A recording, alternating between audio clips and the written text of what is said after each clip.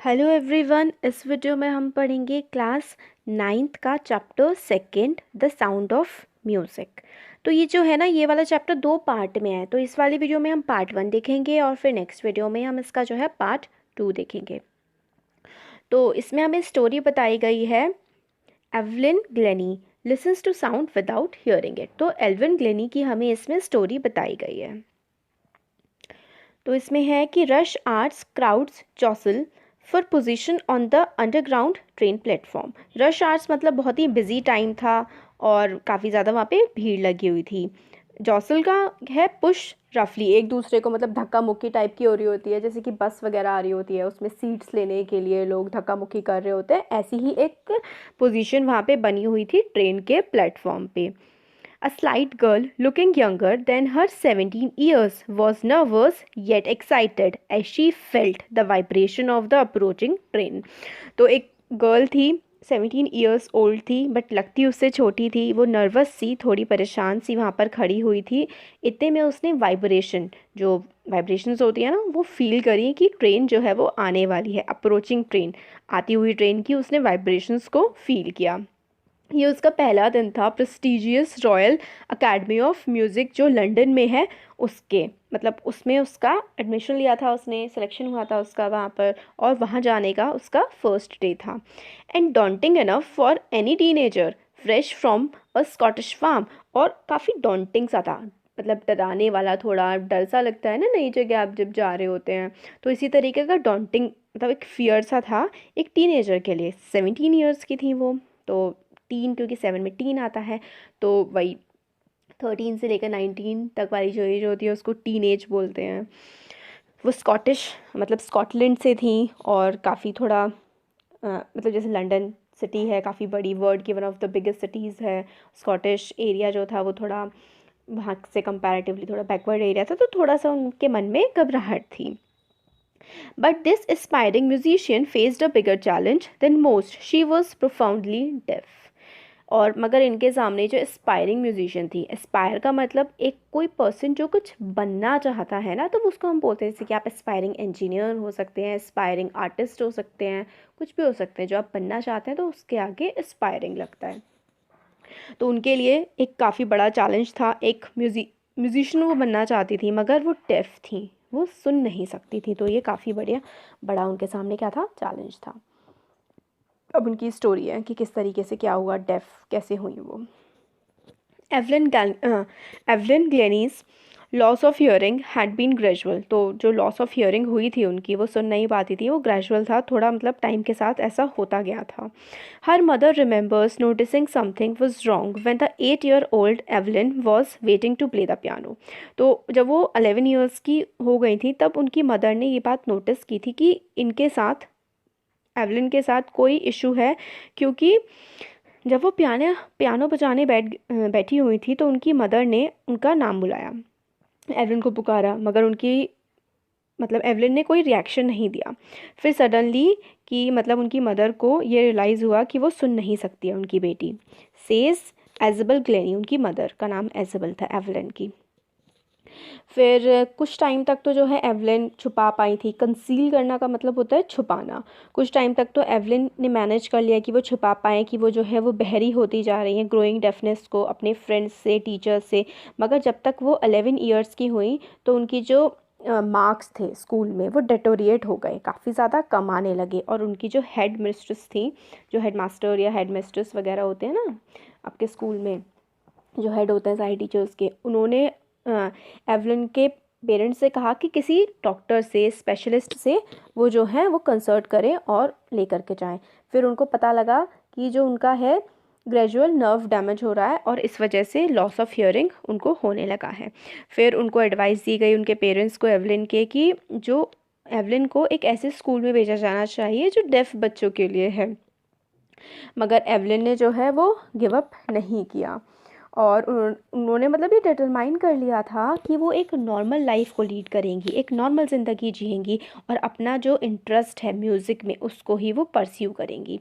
फिर एक दिन उन्होंने नोटिस किया एक लड़की को बजाते हुए ज़ाइलोफ़ोन। तो देखिए ज़ाइलोफ़ोन एक म्यूज़िकल इंस्ट्रूमेंट होता है जो मतलब बार जैसी होती है, मतलब बार का मतलब जैसे कि पट्टे टाइप के होते हैं ना, लकड़ी के रेक्टेंगुलर शेप के बहुत सारे एक साथ वुड के बने हुए थे, वो सब जुड़े हुए होते हैं, अलग अलग लेंथ्स के होते हैं। उसको प्ले करते हुए उन्होंने देखा एवलिन ने एक बच्ची को। इस इंस्ट्रूमेंट का नाम था जाइलोफोन। फिर ज़्यादातर टीचर ने तो एवलिन को डिस्करेज किया कि वो म्यूज़िक ना सीखें, क्योंकि वो जो थी डेफ थी, उनको सुनाई नहीं आता था। जिसे सुनाई नहीं आता वो म्यूज़िक कैसे सीख सकते हैं, सबको ऐसे लगता था। मगर एक परक्यूशनिस्ट थे रॉन फॉब्स, उन्होंने एवलिन के पोटेंशियल को, कि मतलब कितनी इनमें वो है, पोटेंशियल आप कह सकते हैं ताकत है, या फिर किसी चीज़ को करने का जज्बा है, वो उन्होंने उनके जो एक थे रॉन फॉब्स परक्यूशनिस्ट थे, उन्होंने पहचान लिया था। और उन्होंने क्या इनको ट्रेनिंग टाइप की देना जो है वो स्टार्ट कर दिया था। और उन्होंने क्या स्टार्ट किया, begin by tuning 2 large drums of different notes. तो 2 अलग अलग बड़े बड़े ड्रम्स थे जिनका नोट्स मतलब उनकी साउंड जो थी वो अलग तरीके से आती थी। फिर वो बोलते हैं don't listen through your ears, मतलब अपने कानों से मत सुनो और ट्राई करो इस इंस्ट्रूमेंट को सेंस करने का, कि तुम इसको सेंस कर पा रही हो, उससे ही तुम इसको सीख सकती हो। फिर एवलिन ने जब स्टार्ट किया तो उन्होंने देखा कि उनकी जो वेस्ट थी कमर के पास से, उन्होंने जब ड्रम को बजाना स्टार्ट किया तो 2 ड्रम्स में उनको जो है डिफरेंस वो समझ आने लगा।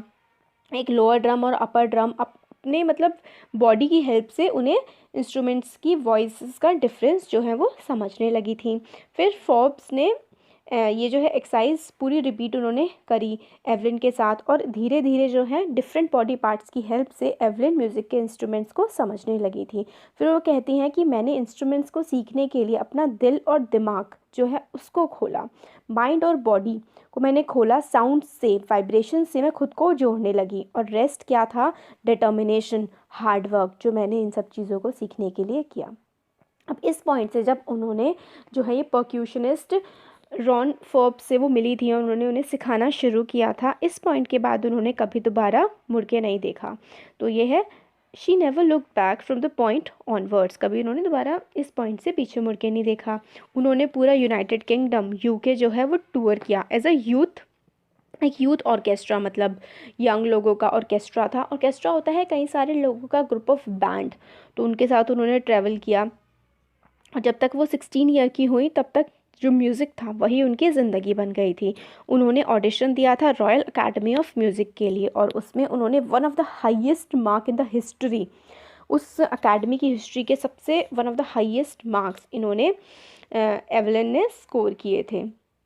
फिर वो धीरे धीरे ऑर्केस्ट्रल वर्क से, ऑर्केस्ट्रा मतलब लोगों के ग्रुप्स के साथ काम करती थी पहले वो, फिर वो सोलो मतलब अकेले ही उन्होंने अपने इंस्ट्रूमेंट्स को बजाना जो है स्टार्ट कर दिया, सोलो परफॉर्मेंसेस देने लगी। और 3 इयर्स के कोर्स के एंड, जो पूरा कोर्स था उसके एंड तक उसने बहुत सारे काफ़ी सारे जो टॉप अवार्ड्स होते हैं ना उनको जो है वो मिलने लगे थे। और इसके बावजूद भी मतलब एवलिन ने कुछ ऐसा एक्सेप्ट नहीं किया कि उन्होंने कोई बहुत ही बड़ी हीरोइक या बहुत बड़ी कोई अचीवमेंट कर ली हो। फिर वो कहती हैं अगर आप बहुत मेहनत करते हैं और आपको पता है कि आप कहाँ जा रहे हैं तो फिर आप उस जगह ज़रूर पहुँच जाएंगे। वो टॉप पे पहुँच गई, मतलब वर्ल्ड की one of the sought after multi percussionist थी वो। उनकी मास्टरी जो थी वो हाँ मतलब 100 ऑफ इंस्ट्रूमेंट्स पे उनकी मास्टरी है। और उन्होंने बहुत सारे इंटरनेशनल शेड्यूल अब उनके रहते हैं, बहुत ज़्यादा कॉन्सर्ट्स वो करती हैं, और बहुत ही हेक्टिक पूरी दुनिया में घूम घूम कर वो अपने कॉन्सर्ट्स जो हैं वो करती हैं। It is intriguing to watch Evelyn function so effortlessly without hearing, मतलब इंट्रूग का मतलब होता है फैसिनेट हो जाना, भैया ऐसा कोई कैसे कर सकता है, क्यूरियस हो जाना कि किस तरीके से ये कर पाती हैं, सुन नहीं पाती हैं मगर उसके बावजूद भी ये इतना अच्छे से म्यूज़िकल इंस्ट्रूमेंट्स को बजा लेती हैं। और मतलब उनके साथ जो लोगों का डिस्कशन होता है, एक पर्सन है वो बताते हैं कि 2 आवर के डिस्कशन में उन्होंने एक भी वर्ड को मिस नहीं किया। फिर वो कहती हैं कि एक मैन थे जिनकी बुशी सी थोड़ी मतलब बियर्ड थी वो ज़्यादा थी, उनको उसको समझने में थोड़ी मुश्किल हुई। फिर वो हंसती हैं, फिर वो कहती हैं कि सिर्फ लिप्स को वॉच करना ही नहीं, वो पूरे फेस के एक्सप्रेशन को, लोगों की आइज़ को, स्पेशली आइज़ को देख करके जो है वो समझ लेती हैं कि किस तरीके से कोई क्या बोलना चाह रहा है या फिर क्या कोई बोल रहा है, वो उसके पूरे फेशियल मूवमेंट्स को देख के समझ लेती हैं। फिर वो कहती हैं कि वो इतना फ्लॉलेसली स्कॉटिश बोल पाती हैं क्योंकि 11 ईयर की एज तक जो है वो सुन पाती थी, इसलिए वो सब कुछ अच्छे से बोल पाती हैं और लोगों की बात को समझ पाती हैं। बट फिर भी आगे ऑथर कहते हैं कि किस तरीके से उन्होंने फ्रेंच और जापानीज सीखी वो उन्हें नहीं समझ आया ऑथर को। फिर आगे है इसमें, ये देखिए ये वो बजा रही है जाइलोफोन, और इनका जो परक्यूशन वाला इंस्ट्रूमेंट है इस तरीके का होता है, देखिए वुडन ब्लॉक्स टाइप के हैं ना ये, और इसको वो बजा रही हैं, अलग अलग साइज़ के होते हैं। फिर वो कहते हैं एज फॉर म्यूज़िक शी, वो एक्सप्लेन करती हैं कि ऐसा लगता है कि वो मेरी बॉडी में समा जाता है, मेरी बॉडी के हर पार्ट में समा जाता है। It tinkle in the skin, tinkle मतलब कहते हैं प्रिक करना, मतलब चुटी काटना या फिर गुदगुदी टाइप की करना, टिंकल होता है उनके स्किन में, इवन उनकी चीक बोन्स में और बालों में भी। जब वो जाइलोफोन को प्ले करती हैं वो साउंड को सुनती नहीं हैं, वो साउंड को सेंस करती हैं अपने फिंगर टिप से, अपनी पूरी बॉडी से। वो ड्रम्स के आगे लीन करती हैं, झुक जाती हैं और उसकी रेजोनेंस को जो फ्लो कर रही होती है उनकी बॉडी में उसको फील करती हैं। रेजोनेंस होता है इको, साउंड की जो इको होती है ना, जैसे कि साउंड वापस आती है और हम वाइब्रेशंस को फील कर पाते हैं, वो इसी तरीके से साउंड्स को समझती हैं। और वो कभी भी जो है वुडन प्लेटफॉर्म में शूज़ पहन के नहीं जाती क्योंकि उनकी जो बॉडी है, उनके जो लेग्स हैं, उसके थ्रू वो सारी की सारी म्यूज़िक की सेंसेशंस को फील कर पाएँ। फिर आगे है कि not surprisingly Evelyn delights her audience, मतलब उनकी ऑडियंस भी बहुत पसंद करती है एवलिन को। 1991 में उनको प्रेजेंट किया गया था royal Philharmonic societies prestigious soloist of the year award. Prestigious soloist of the year मतलब सोलो परफॉर्मेंस जो करते हैं, अकेले जो इंस्ट्रूमेंट बजाते हैं, उसका जो सबसे बड़ा अवार्ड है वो उनको मतलब दिया गया था। हाँ, फिर says master percussionist James Bells, God may have taken her hearing but he has given her back something extraordinary, what we hear she feels far more deeply than any one of us, that is why she expresses music so beautifully. तो एक James blade हैं, काफ़ी अच्छे परक्यूशनिस्ट हैं, वो ये बोलते हैं कि भगवान ने उनकी सुनने की शक्ति तो ले ली, मगर भगवान ने कुछ बहुत ही स्पेशल, कुछ एक्स्ट्रा ऑर्डिनरी उन्हें दिया कि वो चीज़ों को, वो साउंड को फील कर पाती हैं और बहुत ज़्यादा डीपली, बहुत अच्छे से समझ पाती हैं उस साउंड को जो हम सुन के भी नहीं समझ पाते हैं। फिर एल्विन जो हैं वो कन्फेस करती हैं कि वो एक वर्कहॉलिक हैं, मतलब उनके वर्कहॉलिक वो लोग होते हैं जिन्हें काम करना बहुत ज़्यादा पसंद होता है और वो मतलब डिफ़िकल्ट होता है उनके लिए काम ना कर पाना, मतलब खाली बैठना उनके लिए बहुत मुश्किल होता है। वो कहती हैं कि वो एक वर्कहॉलिक हैं। वो कहती हैं I just got to work, मुझे काम करना ही होता है ज़्यादा से ज़्यादा अपने म्यूज़िकल इंस्ट्रूमेंट्स के साथ। वो कहती हैं मगर जो रिवॉर्ड्स उन्हें मिले हैं, जो उसका फल उन्हें मिला है वो भी बहुत बड़ा है। रेगुलर कॉन्सर्ट्स के अलावा जो एवलिन है वो फ्री कॉन्सर्ट देती हैं प्रिजन्स, जेलों में और हॉस्पिटल्स में जा कर के, और वो काफ़ी ज़्यादा हाई प्रायोरिटी देती हैं यंग म्यूजिशियंस को, जो नौजवान बच्चे जो हैं वो सीखना चाहते हैं उनको। Ann Richlin of the Beethoven fund for deaf children says, तो एन रिचलिन है, उनका एक फ़ंड है जिसमें डेफ चिल्ड्रंस के को डोनेट किया जाता है। वो ये कहते हैं कि जो एवलिन है वो इंस्पिरेशन है डेफ चिल्ड्रंस के लिए, कि मतलब अगर वो एवलिन डेफ होने के बावजूद इतनी बड़ी अचीवमेंट्स अपनी लाइफ में हासिल कर सकती हैं तो वो लोग भी कर सकते हैं। तो ये एवलिन जो हैं उन्होंने ऑलरेडी एकम्प्लिश कर दिया है, मतलब इतना ज़्यादा वो पा चुकी हैं अपनी एज से भी, जो दुगनी एज के लोग होते हैं उनसे भी ज़्यादा वो हासिल कर चुकी हैं अपनी लाइफ में। और उन्होंने जो परक्यूजन जो है वो ऑर्केस्ट्रा के फ्रंट में ले आया है। ऑर्केस्ट्रा होता है जिसमें बहुत सारे लोग मिल करके इंस्ट्रूमेंट बजाते हैं, तो जो परक्यूजन है वो सबसे इम्पॉर्टेंट उन्होंने बना दिया है और उन्होंने डिमॉन्स्ट्रेट करा है कि काफ़ी ज़्यादा मूविंग, काफ़ी ज़्यादा अच्छा सबको लग सकता है।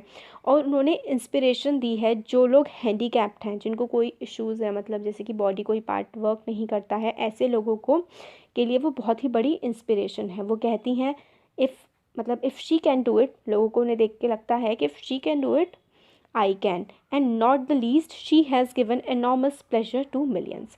तो उन्होंने जो हैंडीकैप्ड लोग हैं उनको भी बहुत ज़्यादा इंस्पिरेशन दी है और अपने म्यूज़िक से बहुत सारे मिलियंस ऑफ लोगों को जो है वो प्लेजर दिया है।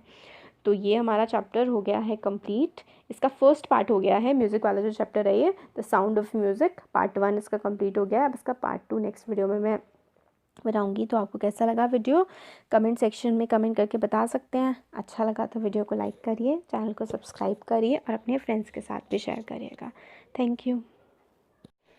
हेलो एवरीवन, इस वीडियो में हम पढ़ेंगे the sound of music chapter का part 2 the shehnai of Bismillah Khan. तो स्टार्ट करते हैं इसको। इसमें बिस्मिल्लाह खान के बारे में बताया गया है और स्टोरी ऑफ शहनाई की किस तरीके से शहनाई अपने अस्तित्व में आई उसके बारे में बताया है। तो emperor Aurangzeb banned the playing of musical instrument called pungi in the royal residence for it had a shrill unpleasant sound.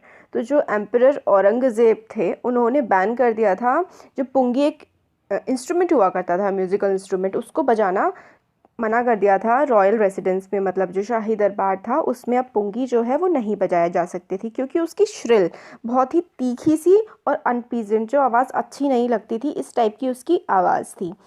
पुंगी became the generic name for the reeded noise makers. तो पुंगी जो है फिर वो एक नेम ही बन गया जो रीडेड नॉइज मेकर्स होते थे, मतलब जो एक ऐसे विंड इंस्ट्रूमेंट जो हवा की हेल्प से चलते हैं, जैसे कि फ्लूट हो गया। फ्लूट होता है ना कि उसमें छेद बने हुए होते हैं और उसको साउंड में कोई कहीं पर उसके जो छेद होते हैं उसको दबा करके कहीं से उठा करके उसको बजाया जाता है। तो इस टाइप के इंस्ट्रूमेंट्स जो हैं उसका जेनरिक नेम बन गया पुंगी। अब कुछ लोगों को ही, बहुत ही कम लोगों को लगा था कि इसको दोबारा रिवाइव किया जा सकेगा, मतलब दोबारा ऐसी किसी चीज़ को बजाया जाना शुरू किया जा सकेगा। फिर एक बार क्या हुआ, एक बार्बर की फैमिली का था, वो प्रोफेशनल म्यूजिशियन था, काफ़ी अच्छा म्यूज़िक बजाता था, who had access to royal palace, और वो रॉयल पैलेस में भी जो है वो बजाया करता था। Decided to improve the tonal quality of pungi. एक बार्बर था, प्रोफेशनल म्यूजिशियन भी था वो, तो उसने डिसाइड किया कि पुंगी की जो क्वालिटी है, जिस तरीके से उसकी आवाज़ आती है, उसको वो ठीक करेगा। तो उसने क्या किया, एक पाइप को चूज़ किया और उसमें क्या किए, बड़े बड़े से ना उसमें छेद कर दिए, जो काफ़ी, मतलब पुंगी से जो थोड़ा ब्रॉड था, चौड़ा था और थोड़ा लंबा था, उसमें उसने क्या किया कि 7 होल्स कर दिए उसकी पाइप जैसी बॉडी में। फिर जब उसने उसको बजाना शुरू किया तो उसने क्या किया कि कुछ होल्स को उसने क्लोज़ किया, कुछ होल्स को ओपन रखा, तो काफ़ी सॉफ्ट और मेलोडियस सी साउंड जो है उसमें आने लगी थी। फिर उसने क्या किया, इस इंस्ट्रूमेंट को वहाँ पर जो रॉयल कोर्ट था वहाँ पर बजाया, तो सारे लोग इम्प्रेस हो गए। इंस्ट्रूमेंट काफ़ी ज़्यादा डिफरेंट था पुंगी से, इसलिए उसको एक नया नाम दिया जाना ज़रूरी था। तो देखिए ये पिक्चर में दिखा रखा है, पुंगी ऐसे हुआ करता था, बीच में से गोल शंख टाइप का, और शहनाई तो लंबी सी होती है। तो अब वो पुंगी से तो इंस्ट्रूमेंट काफ़ी अलग था, तो इसलिए उसको एक नया नाम दिया जा रहा था। तो पुंगी जो है, पहले पुंगी बोल रहे थे सब उसे, तो नया इंस्ट्रूमेंट जो है पहली बार शाह के चैम्बर में बनाया गया था, बनाया नहीं बजाया गया था। तो शाह के चैम्बर में बजाया था सबसे पहले, और बजाया किसने था, वो एक नाई था। तो दोनों को मिला करके इसका नाम पड़ गया शहनाई। तो शहनाई नाम कैसे पड़ा और इसकी स्टोरी हम लोगों ने देख ली। फिर जो साउंड थी ना शहनाई की, उसको ऑस्पिशियस कंसिडर किया जाने लगा। ऑस्पिशियस का मतलब होता है ऐसी कोई भी चीज़ जो गुड फॉर्च्यून, अच्छा लक लेकर के आए। तो शहनाई की साउंड को ऑस्पिशियस माना जाने लगा, और आज भी इसी रीज़न की वजह से इसको टेम्पल्स में बजाया जाता है और एक इंडिस्पेंसिबल कंपोनेंट माना जाता है नॉर्थ इंडियन वेडिंग का। इंडिस्पेंसिबल कंपोनेंट का मतलब हो गया कि जिसको छोड़ा ही नहीं जा सकता, इसके बिना तो नहीं काम चल सकता। तो शहनाई ज़रूर बजाई जाती है नॉर्थ इंडियन वेडिंग्स में, शादियों में। तो पास्ट में क्या होता था, शहनाई पार्ट होता था नौबत या फिर traditional ensemble of 9 instrument found at royal court. मतलब रॉयल कोर्ट में जो भी इंस्ट्रूमेंट बजाए जाते थे, जैसे कि 9 इंस्ट्रूमेंट बजाए जाते थे, उनमें से एक जो है वो शहनाई भी हुआ करता था। और अब भी, आज भी क्या है, टेम्पल्स में और वेडिंग्स में तो इसको बजाया ही जाता है। मतलब टेम्पल और वेडिंग में तो शहनाई ज़रूर ही बजती है। क्रेडिट जो है इसको क्लासिकल स्टेज पर लाने का, बहुत ज़्यादा शहनाई को इम्पॉर्टेंट बनाने का क्रेडिट जो है वो जाता है बिस्मिल्लाह खान को। जब बिस्मिल्लाह खान 5 साल के थे तब उन्होंने गिल्ली डंडा जो है पौंड के किनारे खेलना शुरू कर दिया था। वो बिलोंग करते थे एंशिएंट स्टेट ऑफ दुमराव इन बिहार। तो जो बिस्मिल्लाह खान थे वो कहाँ से बिलोंग करते थे, दुमराव बिहार के वो रहने वाले थे। तो वो जो बिहारजी टेम्पल था वहाँ पर वो भोजपुरी में चैता जो है वो गाया करते थे। और एट द एंड उनको मतलब एक बार क्या हुआ कि उन्होंने बिहारजी टेम्पल में गाना गाया। टेम्पल्स में वो शहनाई भी बजाते थे और गाना भी गाते थे। तो वो उन्होंने एक प्राइज़ जीता, वो था 1.25 kg का एक लड्डू जो कि लोकल महाराजा थे उन्होंने गिफ्ट किया था। और ये वाली जो बात है ये 80 ईयर्स अगो जो है वो हुई थी। और the little boy has travelled far to earn the highest civilian award in India, the Bharat Ratna. ये एक ऐसे म्यूजिशियन बने बिस्मिल्लाह खान हमारे देश के, जिन्हें हमारे देश का हाईएस्ट सिविलियन अवार्ड, सबसे उच्च नागरिक सम्मान मिला है, भारत रत्न। अब बिस्मिल्लाह खान के बारे में हमें बता रहे हैं कि इनका जो बर्थ हुआ था वो 21 मार्च 1916 को हुआ था। बिस्मिल्लाह खान जो है एक वेल नोन म्यूजिशियन की जो फैमिली होती है उसको बिलोंग करते थे और ये बिहार के थे। उनके जो ग्रैंडफादर थे रसूल बख्श खान, वो शहनाई नवाज़ ऑफ भोजपुर खान जो थे, भोजपुर के जो किंग थे ना, सॉरी खान नहीं, भोजपुर के जो किंग थे उनकी कोर्ट में वो शहनाई बजाया करते थे। और उनके जो फादर थे उनका नाम था Paigambar Bakhsh and other paternal ancestors were also great shehnai player. तो मतलब उनकी फैमिली के सारे लोग, मैक्सिमम जो लोग थे वो शहनाई प्लेयर्स थे। यंग एज में ही जो है इनकी लाइफ का काफ़ी पार्ट, इम्पॉर्टेंट पार्ट बन गया था म्यूज़िक। जब वो 3 साल के थे तो वो अपनी मम्मी के घर में गए हुए थे बनारस में। तो बिस्मिल्लाह जो है काफ़ी फैसिनेट हुए, उनके जो अंकल थे उनको प्रैक्टिस करते हुए देखा जब उन्होंने शहनाई को, तब उन्होंने अपने अंकल को अकम्पनी करना शुरू कर दिया। उनके अंकल का नाम था अली बख्श। विष्णु टेम्पल जो था बनारस में, वहाँ पर जो है बख्श शहनाई बजाया करते थे। अली बख्श मतलब शहनाई प्ले करते थे, बिस्मिल्लाह भी उनके साथ बैठ कर के घंटों घंटों जो है वो प्रैक्टिस किया करते थे। स्लोली ही started getting lesson in playing the instrument and would sit practising throughout the day. और धीरे धीरे उन्होंने शहनाई को बजाना सीखना शुरू कर दिया।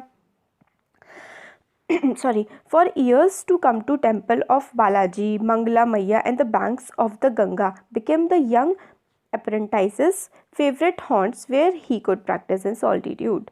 तो बहुत कई सालों बाद जब वो और बड़े थोड़े थोड़े बड़े होते गए तो गंगा का घाट जो था, गंगा का किनारा, मंगल माया और बालाजी का जो मंदिर था, वहाँ पर जो है बिस्मिल्लाह खान प्रैक्टिस किया करते थे। यंग अप्रेंटाइज का मतलब है जो प्रैक्टिस करते हैं ना किसी भी चीज़ की, उनको अप्रेंटाइज बोलते हैं। तो काफ़ी घंटों घंटों तक जो है ये अकेले रह करके, सॉल्टिट्यूड का मतलब होता है अकेले होना, अकेले रह कर ये कई घंटों तक प्रैक्टिस किया करते थे। फ्लोइंग वाटर जो था गंगा का, वो इनको इंस्पायर करता था खुद को इम्प्रोवाइज़ करने में, नए नए रागास को बनाने में और ख़ुद को इम्प्रूव करने में।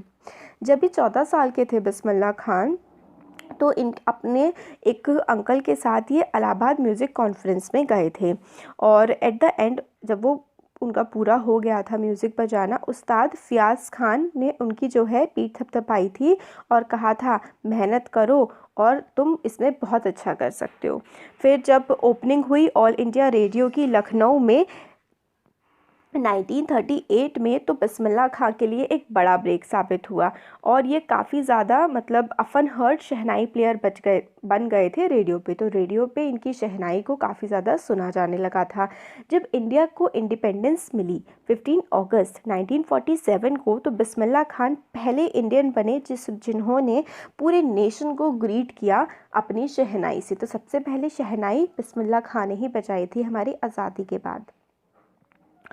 उन्होंने मतलब अपना पूरा हार्ट जो है ना पोर्ड आउट, ही पोर्ड हिज हार्ट आउट, मतलब अपने पूरे दिल से उन्होंने जो राग काफ़ी जो है रेड फोर्ट पे बजाया था और ऑडियंस को और जवाहरलाल नेहरू के सामने उन्होंने ये बजाया था। और जो उनकी जवाहरलाल नेहरू की फेमस स्पीच है the trust with the destiny, और मतलब बहुत अच्छी स्पीच है, आप कभी यूट्यूब पे सर्च करके देखिएगा the trust with the destiny. हमारी इंडिपेंडेंस के टाइम पे रात के 12 बजे के आसपास इन्होंने, नेहरू जी ने जो है वो स्पीच दी थी। हाँ, तो नेहरू जी की स्पीच से पहले बिस्मिल्लाह खान ने अपनी शहनाई बजाई थी। बिस्मिल्लाह खान को काफ़ी ज़्यादा मतलब इन्होंने मेमोरेबल, बहुत ही यादगार परफॉर्मेंसेस इन्होंने दी हैं इंडिया में भी और अब्रॉड में भी। इनकी पहली जो ट्रिप थी अब्रॉड वो अफ़गानिस्तान को थी और वहाँ पर इन्होंने किंग ज़हीर शाह के लिए इन्होंने जो है वो शहनाई बजाई थी। और उन्होंने किंग ज़हीर शाह ने जो अफ़गानिस्तान के किंग थे इनको प्राइजलेस बहुत ही मतलब अच्छे जो पर्शियन कार्पेट्स होते हैं वो दिए थे एज अ सोवेनियर्स। देखिए सोवेनियर्स ऐसी चीज़ होती है जिसको कोई मेमोरी आपको, आप जैसे कहीं घूमने जा रहे हैं और आप वहाँ की यादगार के तौर पर कोई चीज़ वहाँ से ख़रीद के लेके आते हैं कि हम वहाँ गए थे उसकी याद के लिए, तो वही होता है सोवेनियर।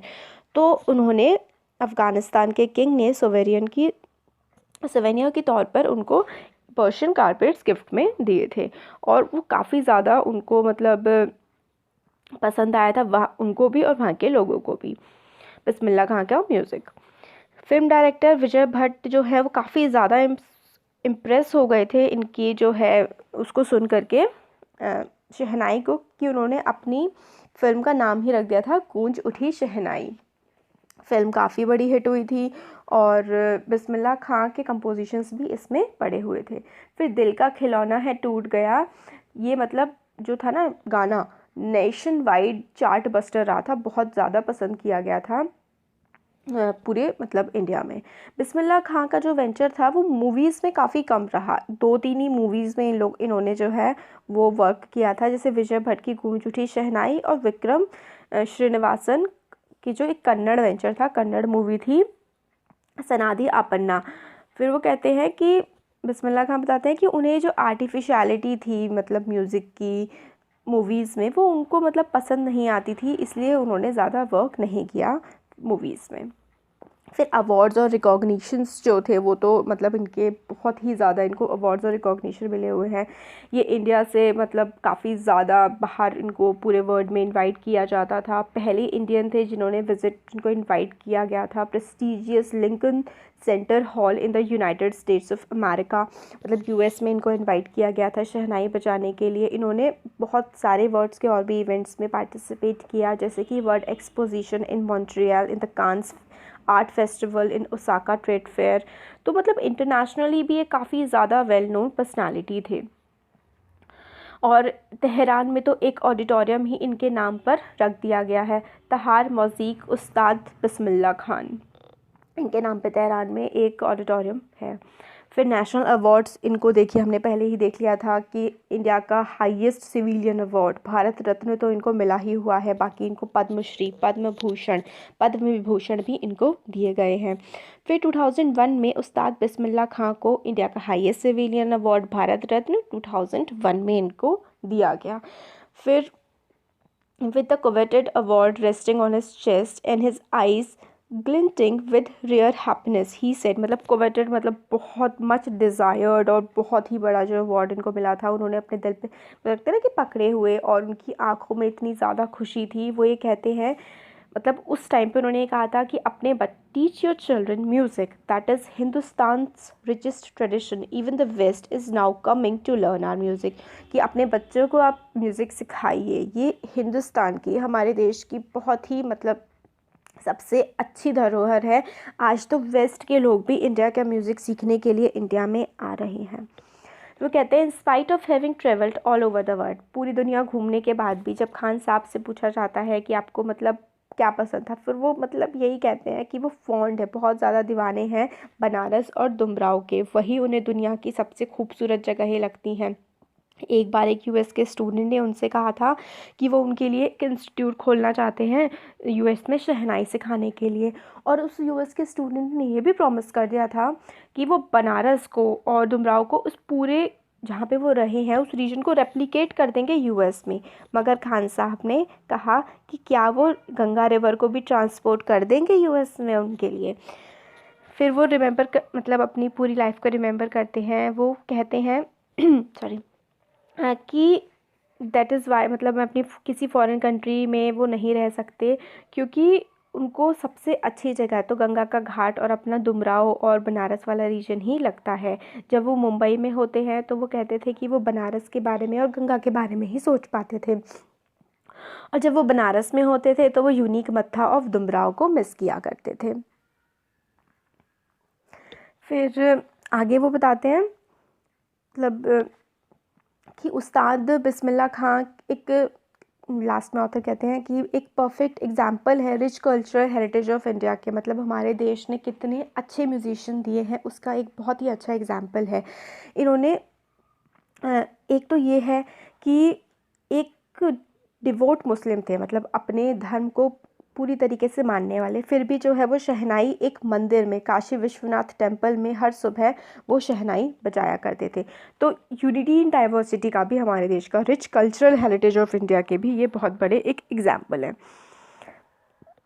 फिर जो है बिस्मिल्लाह खां की जो डेथ हो गई थी वो 21 अगस्त 2006 में नियरली 90 की एज के टाइम पे उनकी जो डेथ हो गई थी। और जब उनकी डेथ हुई थी तो स्टेट फ्यूनरल उन्हें मिला था और गवर्नमेंट ने एक दिन का नेशनल मॉर्निंग जो है वो डिक्लेयर की थी। तो ये चैप्टर हमारा कंप्लीट हो गया। आपको कैसा लगा कमेंट सेक्शन में कमेंट करके बता सकते हैं। अच्छा लगा तो वीडियो को लाइक करिए, चैनल को सब्सक्राइब करिए और अपने फ्रेंड्स के साथ भी इसको शेयर करिएगा। Thank you.